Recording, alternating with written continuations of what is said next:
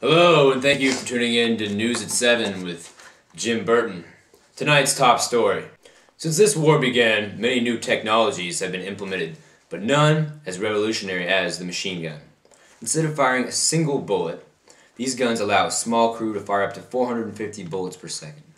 That is 450 potential enemies dead per minute. Set in a defensive position, a machine gun is a harbinger of death. No infantry charge will survive a machine gun emplacement. Not only is the killing factor atrocious, but the factor of awe is incredible. No soldier wants to march towards a machine gun nest. The rhythmic muzzle flash is constantly alerting the other side of that imminent doom. The only comfort that these machines could possibly bring is the fact that you could have one on your side. When machine guns are on your side, you cannot help but feel that you are on the winning team. These guns were initially invented by an American inventor.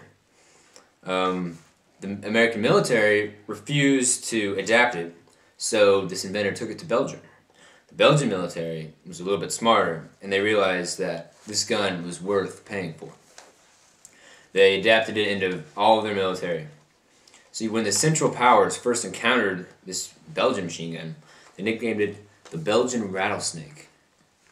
This is most likely due to the swift rattling off of bullets that the gun could produce. Germany recognized the value of this gun as well and made their own model. The Maschinengewehr was employed all across the Western Front against the Entente. Unfortunately for us, we didn't have nearly as many of these guns. It was not uncommon for us to receive massive numbers of casualties. We learned from our mistakes and began to utilize the technology of the time.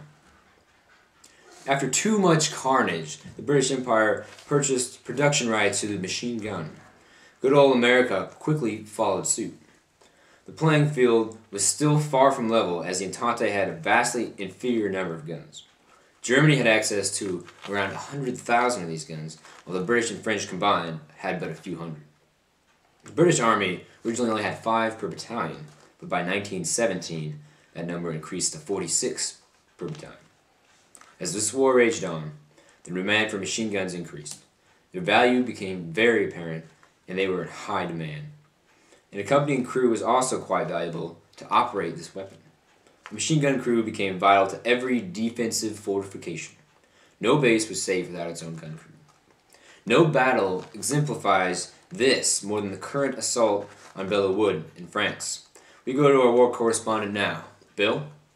Thank you, Jim. As you can tell, things are heating up here in France. Let's see if we can't find someone to tell us what's going on. Excuse me, you there, sir. Can you tell me what's going on? Just go. Just go. There's no time. Go? But you need to tell me what's happening, sir. Please look at the camera. Just take this journal. Journal? It'll tell you everything I know. Let's see. First entry here. April 6, 1918. Today, I have a cause to return to war. I know I've been gone before, but this time feels different. Honey, if all goes to hell, and I'm no longer alive, I want our children to know my story. I'll be leaving for France within a few days. I'm not new to this, but I cannot be helped but be swept up with the enthusiasm of the youth. They have no idea what they're in for. April 25th, 1918. The 2nd Battalion, 5th Marines, have become war crazy. You can tell that no one here voted for Wilson. Sitting around on boats and in bases has put us all on edge. The younger kids don't know what to think. They are very excited yet terrified at the same time. May 5th, 1918. Things have been really busy around the base. I have to make sure my men are well prepared. It seems they've only practiced fighting burlap sacks. That is going to be a problem.